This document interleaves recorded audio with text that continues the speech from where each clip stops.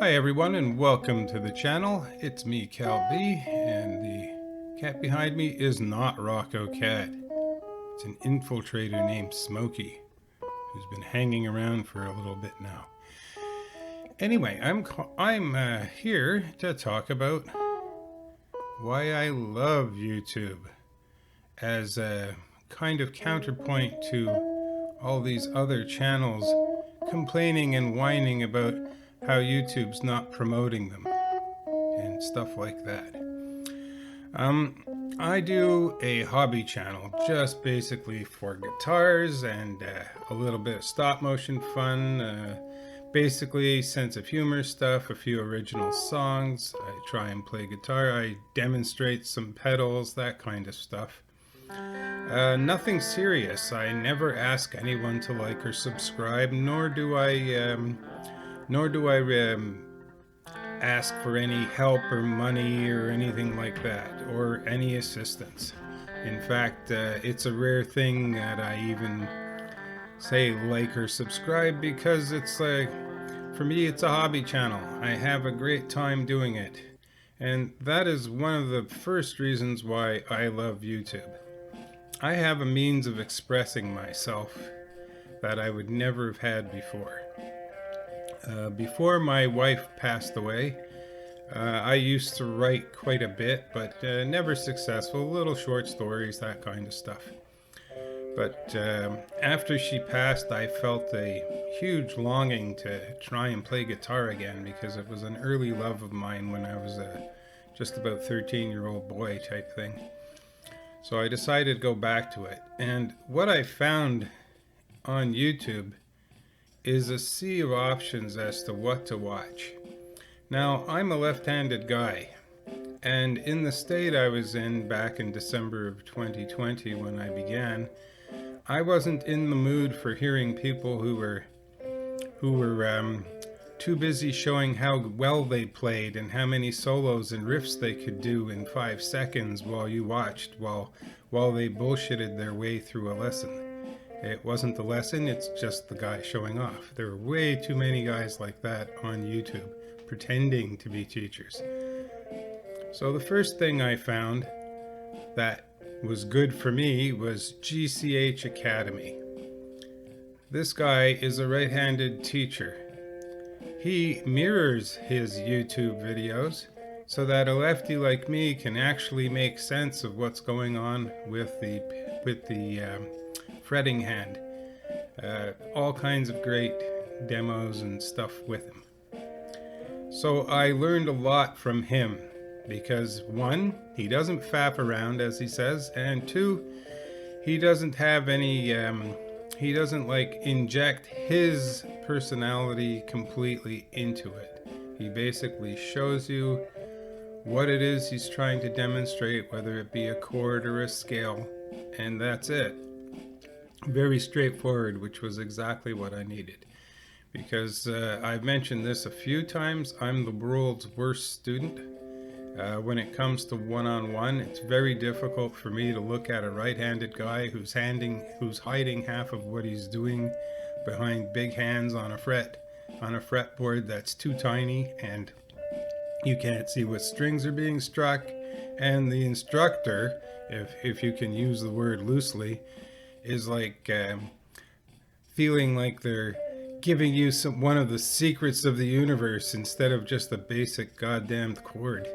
It gets a little ridiculous. So I'm very happy to have found all kinds of different stuff for a lefty. Another one was In the Blues. This is a great channel for me because he's a left-handed blues player, and he had a series, and still has one, called Guitar Search Saturdays, where he's gone to about 50 shops or so all around the world, and it's pretty amazing. You get to see all kinds of guitars in all kinds of shops, which is always a great thing, especially early on when during the pandemic we were all locked in. Now these days, numerous channels have popped up, and one of the ones that came to my attention was because I was trying to look for guitars that were affordable, and I didn't know exactly what I liked. So I looked around and I stumbled upon John Robson Guitar Tuition's channel.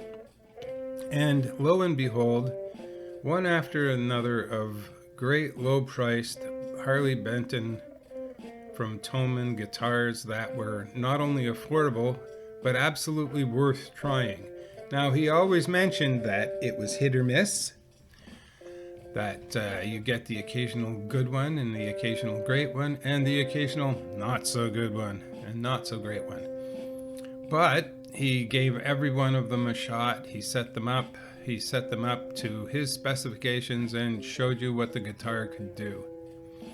Now, I've stuck with that channel because early on he also started what's called the live beer stream. Now, on this side of the pond, I'm in the Eastern Standard Time zone as a hair floats down behind me. Thanks, Smokey. As I'm in the Eastern Standard Time zone, he is at noon for me on Fridays. And this community is about 200 or so strong that meets there every week for an hour, and guitars are talked about, guitars are shown, stories are shown, stories are told, I should say, and a good time is had by all, and beer is drunk if you're so inclined.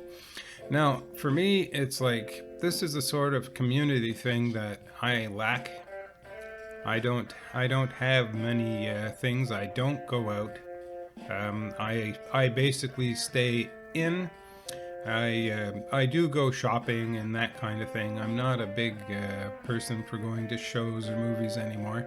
Used to do that with my wife, and that was only occasionally when we could afford it. So as she's passed on, basically there's no impetus for me to go see a show or anything like that.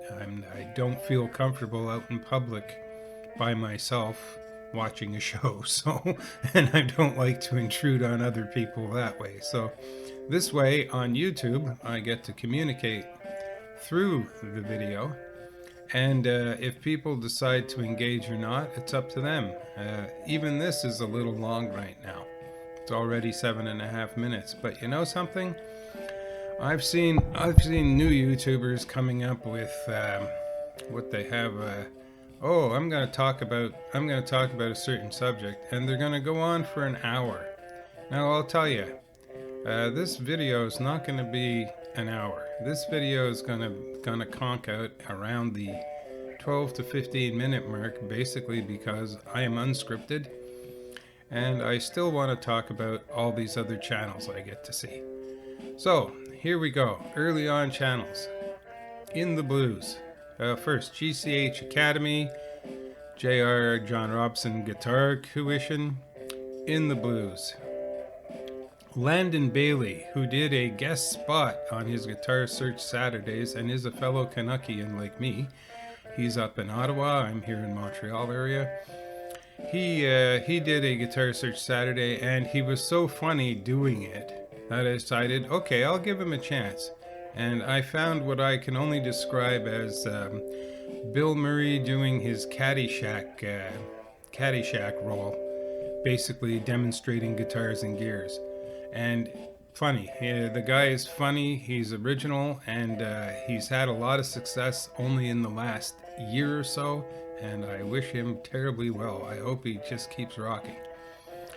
Now, let's see, there are a few others. Guitar builders. Now, I like to know what's going on inside a guitar as well as what's going on outside a guitar. And it's terrible, I'm not even looking at the camera. Anyway. So here we go. There are a few builders out there, and I found, because of the Great Guitar Build-Off that started in 2021, I started finding different builders, and a few of them are going to be listed here. NSJ Guitars is one of them. Another one that I found is Sweet Tea Guitars. He's a builder in North Carolina. Another one is Tornelli Guitars, a builder in Italy. and McD Guitars. It's a builder. I don't know his exact location, but I think he's in the States. And he builds loads of stuff by hand, and a lot of these guys do. And I wanted to see for myself how it's done, to get an idea of what to do. In case I ever wanted to assemble a guitar, or even as I'm doing now, I'm going to be doing my imitation of a lap steel, which is going to probably take most of the winter to get done, as I don't have the tools required, but I will make do. Now, I want to talk about how many subscribers I have and the number of views I get. Now, everyone keeps saying, oh, I sub to your channel, and I see some public ones and I see some private ones that have subbed to my channel, and it doesn't really affect the view count. I get some videos that do maybe 20 views, maybe 25 views, but you figure, oh, I have over 100 subscribers, I should have over 100 views. Not necessarily so. Like myself, I am subscribed to loads of channels, and there's only so much time in the day, and there are only so many guitar-oriented videos one person can watch. And this, I think, is where the saturation point of guitar channels is coming into play. Not only do they want to do a guitar channel that demonstrates guitars and pedals and other gear like amplifiers and pedals and so on, but they also want to do live streams. And you know, there's only so much time in one's life for a live stream that's on the go, that's completely not scripted, and doesn't seem to have much of a point other than, please send me some money. Now, the ones I attend are Steve Cassidy's live stream, because he bothers to make a topic and we all get to talk and riff off of the topic and have a bit of fun. And the live stream with John Robson Guitar Tuition every Friday at noon on the East Coast of America. Now, I like those because that's about banter and having fun around guitar. It's not about just, oh, send me money. Please send me money. Oh, please send me money. Oh, watch. Oh, join my club. Oh, please send this. There's this kind of desperation going on for people who want to do a YouTube channel that want to get monetized instantly. I do it for one thing. I love playing guitar, and I'm loving the community that's grown up around it on YouTube. I have a friend in Suffolk, in Bungay, named Rod, who has a channel, Reeled In 58, and we've been collaborating now for a couple of years on different videos. This would never have happened in my wildest dreams back in 2020 when I first started. I never thought I'd be able to collaborate with anyone, but somehow I've made a few friends online, and we've been able to collaborate and have a lot of fun doing it. And that's kind of the kind of thing I want to do a little more of in the future. I'm going to be trying to reach out and get others to like collaborate with us and make a video or two, you know, throw in some guitar licks or a riff or two that would fit into what we're doing. So I'd like to do that. So this is just a quick, not really a quick, this is just a 15-minute video about why I love YouTube. And you're going to see a whole bunch of different channels floating by here that I should have mentioned at the beginning, but you're going to see them going by in pictures as the video goes on, a couple of video inlays to keep you interested, and some bad playing there that I have as an accompaniment track. Now, I have to say this because it's that time of year. I'm going to wish you all a very Merry Christmas and the happiest of New Year's.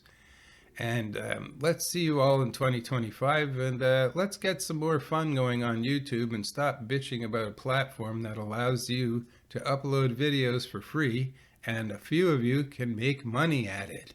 Ooh, I'm so upset it buried my video. Oh no. See ya. Oh, be happy.